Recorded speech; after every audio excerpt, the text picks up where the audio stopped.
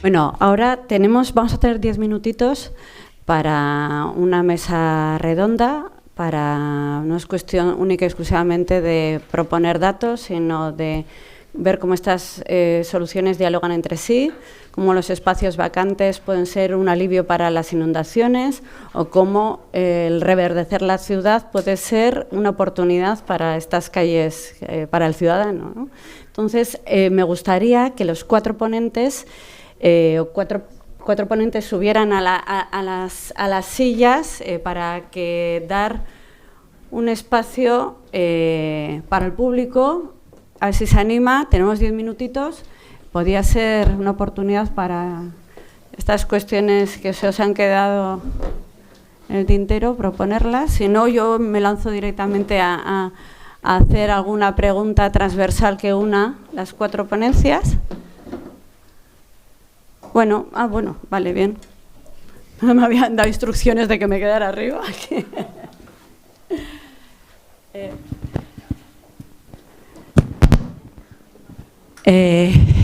Directamente me voy a lanzar a ver si el público tiene alguna pregunta que quiera exponer.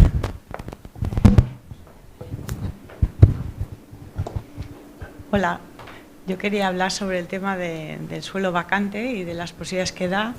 Nosotros en muchos planes hemos hecho varios planes de acción del paisaje y solemos buscar estos suelos vacantes sobre los que actuar, y luego muchas veces a través de subvenciones de patrimonio natural o de regeneración ambiental, pues a veces hemos conseguido darle un uso a esos espacios, pero a veces nos encontramos con cosas como suelo contaminado, ¿no?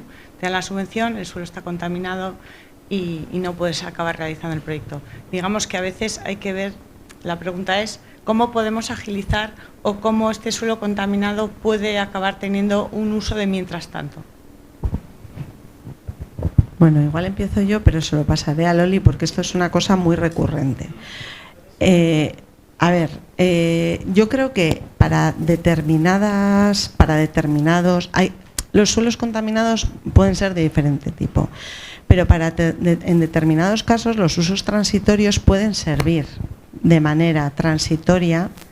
Por ejemplo, vosotros en Barcelona se hicieron como unas demos, se hacen unos test de qué pasa si corto un carril, qué pasa. Se pueden hacer unos test a través de los usos transitorios. Yo entiendo que agilizar las labores de descontaminación es lo que todo el mundo quiere, o dulcificar la normativa, pero la normativa es la que es, y es la que es por algo. Entonces, ahí hay un montón de técnicas, la fitorremediación, hay diferentes técnicas para la descontaminación que las vamos a tener que abordar. No podemos escurrir el bulto con eso. Entonces, ¿es difícil? Sí. ¿Es costoso? También. Pero es algo que hay que abordar. Porque tenemos el territorio que tenemos y el territorio tiene el subsuelo que tiene. Y bueno, a ver, Loli, ¿qué quiere? No sé si... sí. Vamos a ver, podemos hacer lo que me propuso un municipio, no voy a decir el nombre, que es decir, tenemos que eliminar toda la legislación relativa a suelos contaminados. Eso es una vía. Pero estamos hablando del riesgo al que sometes a las personas que van a usar ese suelo. Entonces, aquí es una cuestión de gestión del riesgo. O sea, es decir, hay un foco de contaminación, hay unos agentes expuestos y hay una vía que comunica al foco y a la gente. Se pueden tomar medidas, como dice Irati, para que ese foco de contaminación y ese agente expuesto se evite ese contacto. Si no hay esa vía de contacto, pues puedes evitar y puedes utilizar eso para los usos transitorios. El proceso hay que hacerlo, porque es así, porque estamos hablando de gestión del riesgo para las personas y para los ecosistemas. O sea, no lo puedo... históricamente, de hecho, en el Ayuntamiento de Bilbao, estás ahí, estaba mirando para atrás a vista de Arantxa.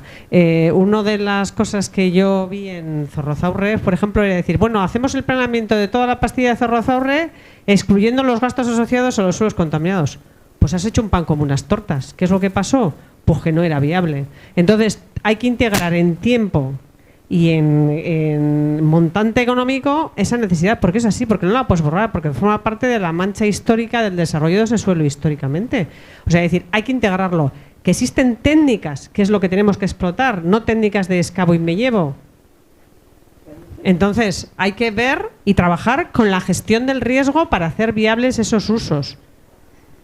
Y entonces lo demás ya está en manos de los técnicos de investigación y recuperación de suelos contaminados. Porque ya hemos dicho que la gestión del suelo, incluso los suelos contaminados, es una gestión multidisciplinar. Claro, lo que no puede ser es que yo hago un proyecto, hago la pluma, me voy a meter con todas y con todos vosotros, hago un proyecto, porque sí, porque me habéis invitado. Y si me habéis invitado, yo me meto con vosotras. Tenemos la glucosa muy baja ahora todas, además. Entonces, que lo que quiero decir es que se puede hacer un proyecto con la pluma y es una cosa que he discutido con Nacho, que me conoce desde que no tenía canas, y dices, a ver, vamos a integrar en el planeamiento y el diseño del territorio y del suelo el tema de los suelos contaminados. Y hay una persona que ya no está entre nosotros, que desgraciadamente a mí me enseñó muchísimo de urbanismo, de lo poco que sé, y no sé nada, no tengo ni puñetera idea, dicho también por otro arquitecto que no tiene ni puñetera idea, y digo, pues si yo me meto en lo mío, solo en lo mío, pero que hay que trabajar conjuntamente, incluso en el lenguaje. Entonces, vamos a mestizarnos. Y esa es la invitación. Necesitamos profesionales que quieran mestizarse, por lo menos las nuevas generaciones. Y yo me mestizo con quien quiera, todavía con mi edad. Entonces, sin más.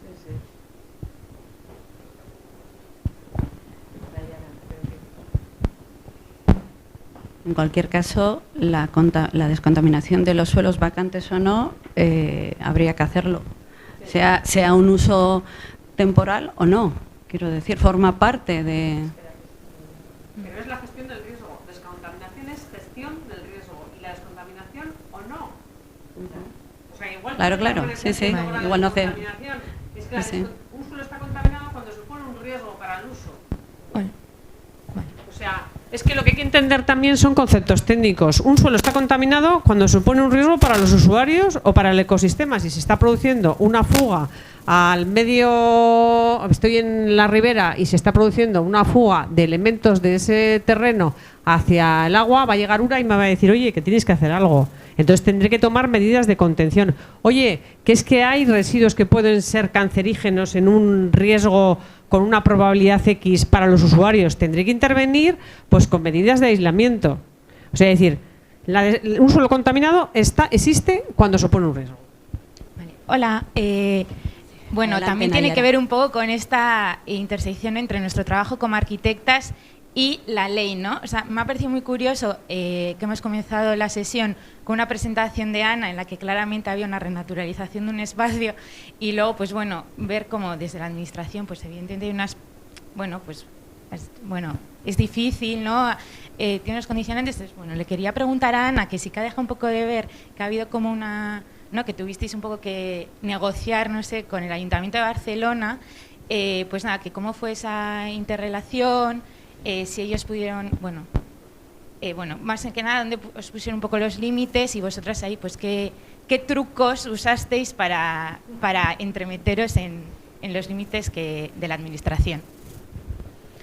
Bueno, realmente nos encontramos al principio con una pared, ¿no? Era muy difícil hablar porque así como en proyectos de vivienda, de arquitectura, normalmente si ganas un concurso son muy respetuosos con lo que ha ganado y se edifica exactamente, ¿no? Bastante parecido lo que has propuesto. Siempre hay temas de presupuesto que acabas, ¿no? modificando algo de la fachada o así, pero en cambio con el caso de Consell d'Assent fue directamente el día que nos dieron el premio, vino uno del ayuntamiento y nos dijo, bueno, que sepáis que no se puede hacer nada de lo que habéis dicho, o sea, que sepáis que ni ver de las fachadas, ni junta, ni, bueno, es que no se va a salvar nada.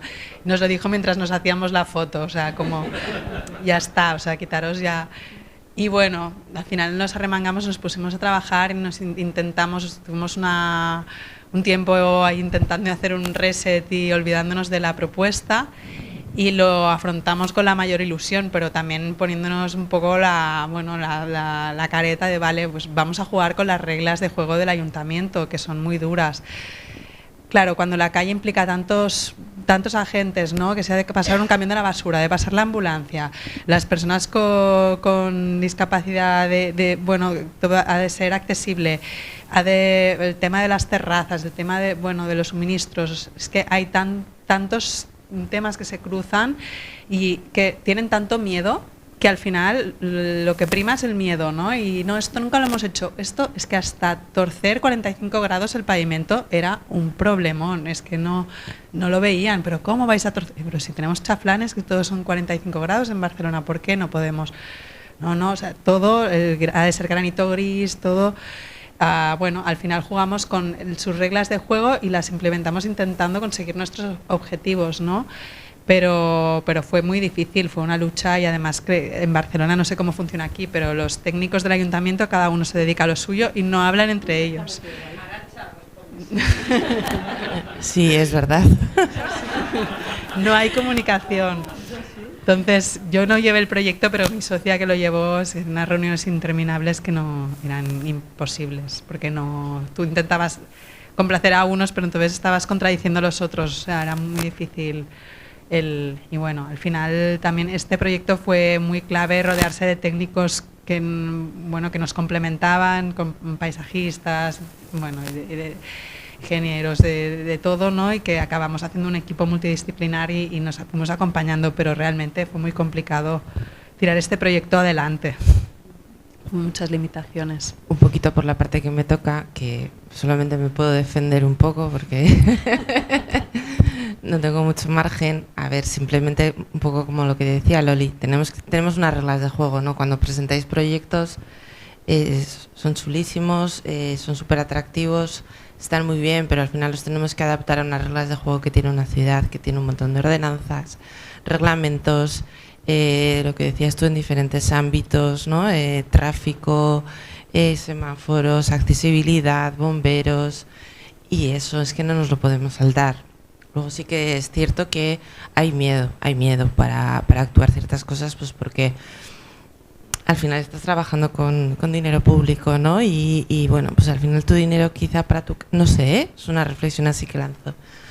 Tu dinero, pues bueno, pues si te sale mal es tu dinero, pero el dinero público te da mucho más miedo, voy a arriesgar, ¿no? Con ese dinero, porque si sale mal... Bueno, votos, en mi caso no son votos, yo soy un técnico que no pertenezco a ningún partido político, ¿no? Pero sí, bueno, tiene también que ver porque al final nosotros es el trabajo que hacemos en el día a día, ¿no? Pero bueno, tienes un poco de conciencia y sabes que el dinero que estás jugando es el dinero de todos, entonces es un poco por defendernos de alguna forma que ya te digo que también es verdad que está cambiando mucho, ¿eh? Está cambiando mucho y lentamente, pero mucho. Bueno, yo querría, por un proyecto cercano que hemos estado desarrollando en las escuelas de Achuri, se estuvo desarrollando gracias al Departamento de Sociología del Grupo de Investigación OPIC, un proyecto para crear una valla verde de separación con la carretera, crear sombras, se hizo un análisis a una muestra de niñas y niños para ver cómo les afectaba. En esa experiencia, el ayuntamiento tuvo una oposición férrea desde el inicio. Me da mucha pena porque creo que ha sido un trabajo que ha sido posible, una vez más, gracias a la ciudadanía, las madres y padres, gracias a la apuesta de OPIC por este proyecto, y ahora en los presupuestos participativos se ha conseguido que este proyecto se replique en diferentes escuelas. Entonces, me da también mucha pena eso de cara al cambio climático y tal, como yo entiendo que hay unas normativas, entiendo que hay una serie de cosas que son prioritarias, pero desde las instituciones se tiene que priorizar a la ciudadanía y se tiene que priorizar el bienestar, sobre todo de las personas vulnerables, niñas, niños, personas mayores. Entonces, en todas estas cosas, y dado que es tu departamento, pues eso, me gustaría que realmente hubiera una apuesta para que todas estas zonas en las que hay niñas y niños y personas mayores, apelando un poco también a la intergeneracionalidad, pues que hubiera una apuesta por realmente reverdecer, pero reverdecer con medidas concretas. Sí, y por ejemplo, también en esa línea poder dejar de utilizar como excusa que hay edificios que están protegidos por el grado C de patrimonio para no colocar toldos en el ámbito de Survisa, por ejemplo, y dejar que, pues eso, ¿no? O sea, seguir poniendo, tenemos que, yo creo, recalcular qué estamos poniendo por delante. Y creo que es un punto muy importante, tu departamento, el reverdecer Bilbao, pero el reverdecerlo de verdad. Y arriesgar un poquito más, porque yo creo que sí que se puede. Y hay un montón de ejemplos no tan lejos que se pueden llevar a cabo. Gracias, Irati. No quería cortarte, pero son ya las 2:15. Creo que hemos visto ponencias, hemos debatido, los obstáculos son muchos, los retos infinitos, pero se trata de crear en la vulnerabilidad, en el reto, pues la oportunidad de diseño a la ciudad. Muchas gracias por venir a esta segunda sesión de la primera jornada y os esperamos mañana en el Guggenheim a las 9 con 2 nuevas sesiones, a 9:30. Con 2 nuevas sesiones. Muchísimas gracias a todos por asistir.